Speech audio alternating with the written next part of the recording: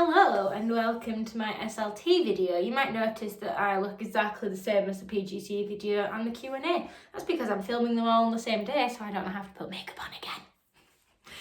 Yes, welcome to my SLT video.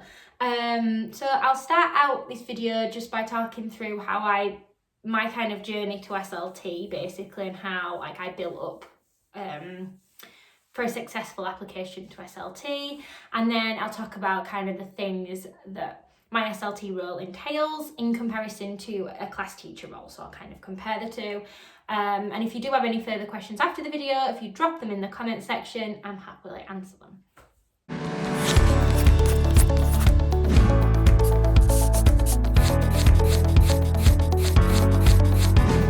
So firstly, I have been teaching for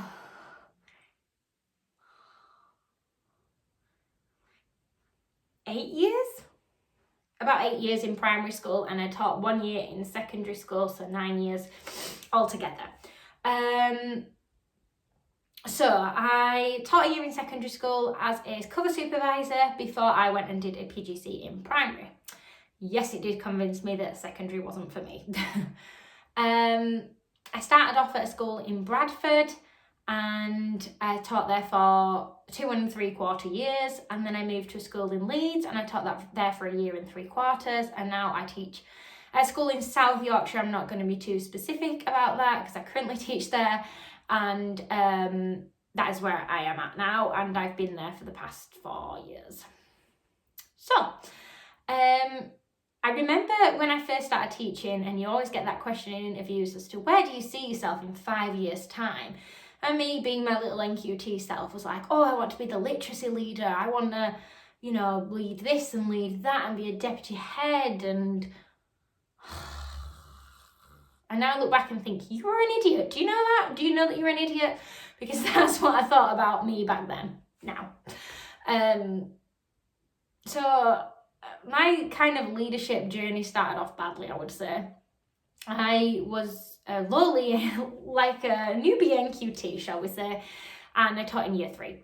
My year 3 year went well, my NQT year was successful. And then they moved me to year 2 because they knew I wanted to, one day go into leadership. They said it's a good idea to get, Key Stage 1 experience, because my degree was primary 7 to 11. I specialised in kind of Key Stage 2. So I said, yeah, sure, I'll go and do that. And I had it was a 2-form entry school, and I had an NQT, and obviously I was an RQT in the other class. And then back then we had a lead teacher, which was me, and then the other teacher. And the lead teacher was responsible for all the TAs and the other teacher in their year group. And they would attend like a kind of briefing separately. It changed after that year, but that is what happened then.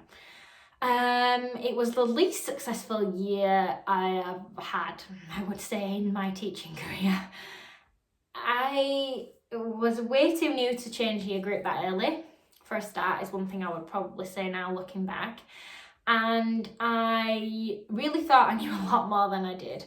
And my behaviour management was very secondary focused, because that is where I had most of my experience. It was a bit harsh for the teeny weeny little, 6-year-olds that I had in front of me at the beginning of the year. And yes, they did well, and, things turned out okay. And I moved up to year 3 with them, and they were a lovely class. It's still one of my favourite classes to this day.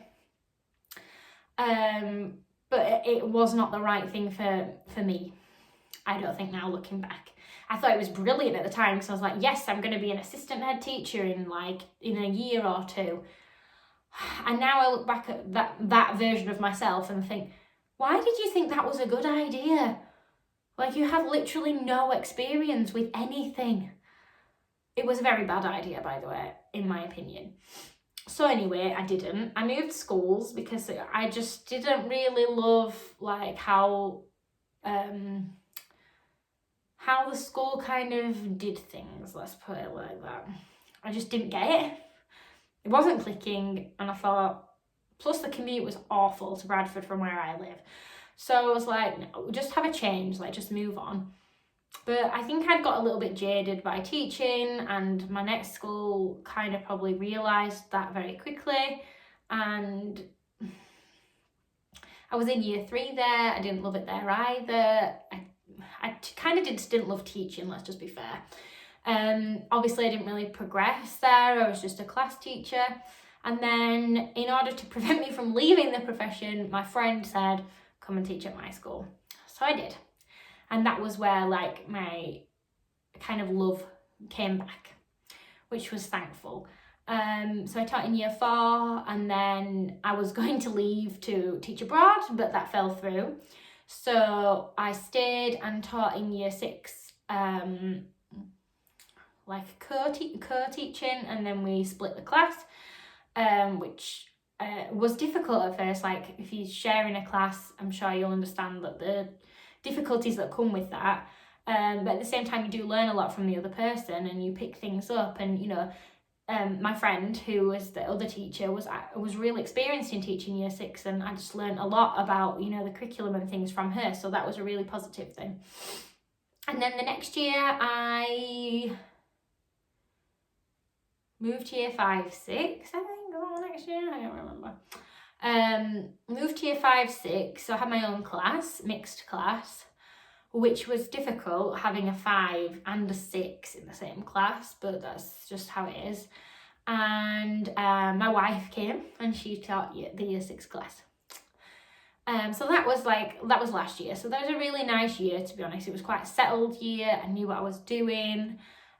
We were both on it, you know, we got along really well. And Ella, who's in my team now, was the year 5 teacher, so we had a really lovely team.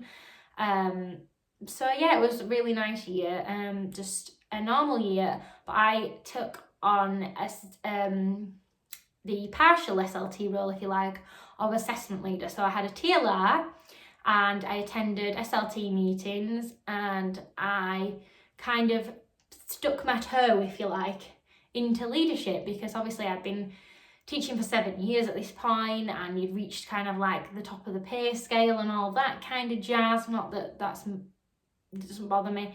Like, money is not the biggest motivator in the world, not always. So yeah. So the head said to me, do you want to be the assessment leader? So I said, yeah, sure. And I wouldn't say assessment was my bag. I don't mind a spreadsheet, but it's not like the biggest thrill of my life. I really enjoyed literacy, so I kind of did a little bit of that. I helped with the book tunnel, which is the literacy leader's job. Sarah, the wife, is now the literacy leader, but she was kind of like sharing it with one of the other assistant heads at that point, who is now the head. So the 3 of us now still do the book tunnel, but it's about, I would say, if you like wanting to make the jump into SLT, it's a lot about just like getting your toe in the door to start with, getting some experience of leading things, because a lot of like the job applications want you to prove how you can, you know, affect school-wide, or affect a phase, or monitor things. So it's a good idea to, you know, speak to your head when it's your like performance management, and say, look, I really want to move on in my career, I really want to join the leadership team, you know, what do you think I could do to help with that? And they'll have loads of projects going on, or things that they want someone to have as a project and really take on board. So, you know, I think that's a really good way to get some leadership experience and also benefit your school. So definitely ask your head. My head knew as soon as I arrived at school that I wanted to be an assistant head, I wanted to move up. So we'd always kind of discuss that as well. So I'd say, make it clear to your head what your intentions are. Don't just keep it to yourself, because then they don't have you in like their mind's eye kind of thing. So yeah, so then this year I officially took on my role as assistant head, and I lead year 3, 4, so lower key stage 2, and I have Ella in my team that came from year 5 with me, and then the other teacher, Ellie, who was already in year 3, 4 for the years that I missed it, so she was there. The leadership in year 3, 4 before I got there was a little bit like they'd had different people and things like that, so which is going to happen again, unfortunately, because obviously I'm with child. So but then I'll be back, so it'll be fine. Yeah, so in terms of like what the SLT role entails, I would say depending on what SLT role you've got will depend on that, but you really need to have your finger on whatever your subject is. So if you're say the maths subject leader, then you need to know what maths is doing across the whole school. I wouldn't apply for a maths subject leadership job if you don't know what's going on in maths across your whole school, especially if it's an internal job, because you're going to get questions on it. So really think about that and how you could strengthen maths teaching or English teaching or whatever. Like for me, it was how could I strengthen assessment? What can we do better? What's wasting everybody's time? Because that's something about assessment that really gets everybody's goat, is this is wasting my time and I'm not seeing anything out of it. So that needs to go. We do enough box ticking in teaching. We need to eliminate some of that. We need to eliminate some of the stuff that we do that's a waste of time. So think about what are those things that bug you about it, what's a waste of time, and get rid of it. So that's something that I started trying to do with assessment, but assessment's one of those things that it went through a big change recently, so it was quite difficult. So yeah, in terms of your subject leadership, know your subject, know what's current, what other schools are doing is always a good thing to look at. What's been successful for them. How could you implement that? So it's all about how you can make changes, how can you make it better, how are you going to monitor it, all of that sort of stuff. Obviously, assessment links in with all of the other subjects, even SEN, because you need to track your SEN children and know how they're progressing and all that. So yeah, it all kind of interweaves with assessment. And then in terms of the phase leadership role, obviously I'm kind of more new to that because I've been doing assessment for a couple of years now. Whereas phase leadership I've only done since September 2019. So I would say with regards to phase team, be mindful of their time, because that's something that as a teacher I'm sure irritates you when you're in a meeting and it's going on and you're thinking of the 500 other things you could be doing with that time. So think about all the things that irritated you about previous phase leaders and don't do that. And also think about things that other phase leaders that you've had did well and take that on board too. So, sometimes you've got to be a shoulder to cry on, and that can be difficult when you're having a tough time or you've got a really big to-do list, because obviously you've got all your SLT stuff on top of, I have it on top of being a full-time class teacher. I don't, have a day out to do SLT, it's just in addition. So, that is something that I find really difficult, not being the shoulder to cry on, and certainly not, I love being there for my team, and it's certainly strengthened us and brought us together, getting through those tough times together, because you're going to have them. But I think what I find really hard about SLT in general is you have all these meetings and other things, but then you still have your marking to do, you still have all your own assessment to do, you still have your classroom to organise, your lessons to prep for. So I've certainly found that in terms of my time, I find that quite hard, because there's not enough hours in a day sometimes. And that's kind of why I'm at school quite late some days, because I like to leave everything organised. Our school, the children come in at 8 o'clock, so I don't really want to be running around at 8 o'clock doing the things that I could just do the night before, because that's going to stress me out. So, you've got to think that the SLT job is probably on top of your class teaching job. So, are you ready for that extra responsibility? Are you efficient enough with your time that you feel that you can manage all of that? Because that's something that I know phase leaders in the past have struggled with. Certainly time management and having time to do all of that extra stuff. And it's something that I struggle with too, because it is a lot. So do think about that. It's hard to have the hard conversation sometimes of the why weren't you where you were supposed to be? So a lot of it does come down to relationships, and I'm really glad and thankful that my assistant headship is in the same school that I've been at for the past 4 years, because I have good relationships with, most of the staff in the school. There's nobody that I would say I don't get along with or I can't get along with.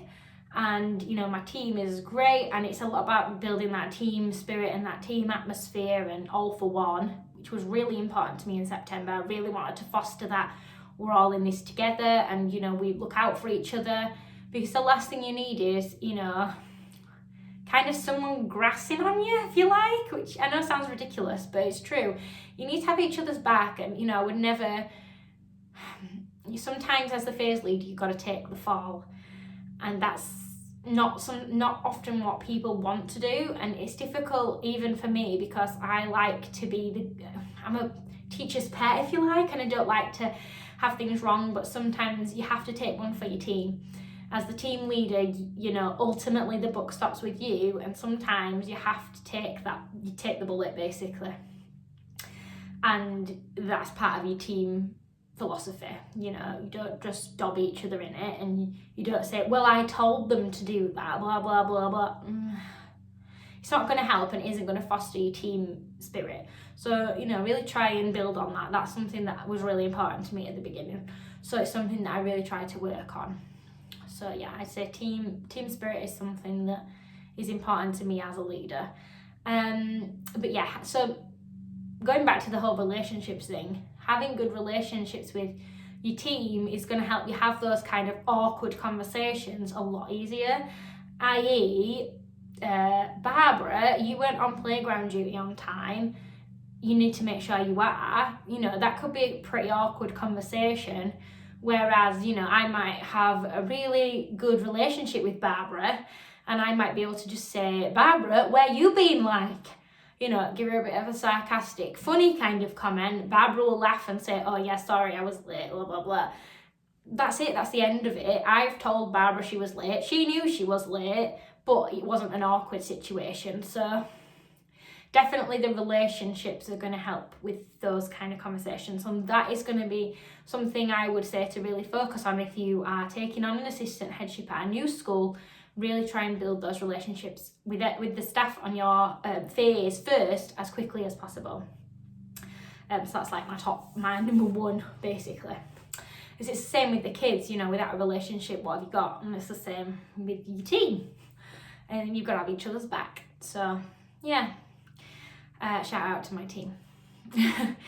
Yeah, so I think that's kind of all the SLT kind of questions that I can think that I've had that I've answered, I'm hoping.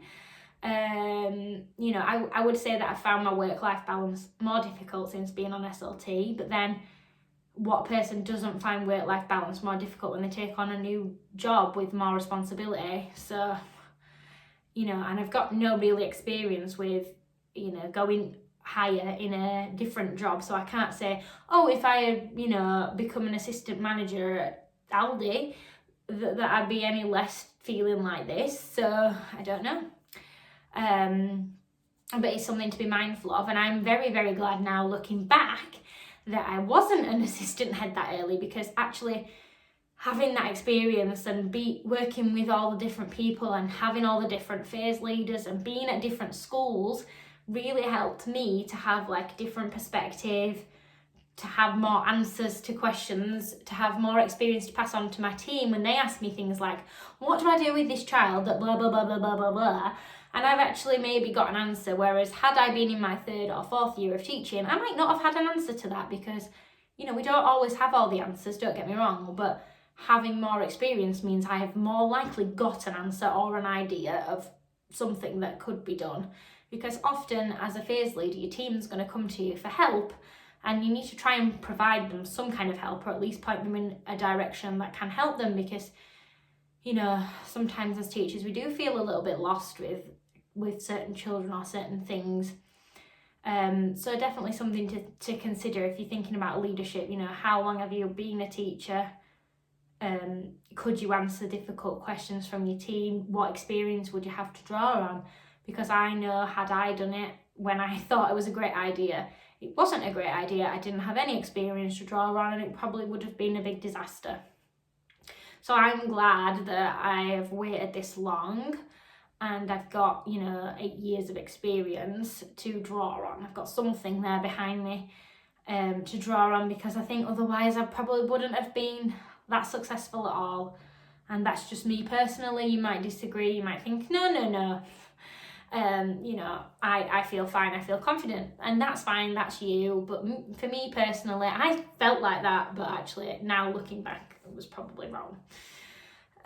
So yeah, if you do have any further questions regarding my SLT role, please leave them in the description box below, and I will, not description box, the comments below, and I will endeavour to get back to you. If it is within my ability to answer the question, I will answer it. So thank you so much for watching. Don't forget to like the video if you found it interesting or you learned something. That would really help me out, and I'll see you next time.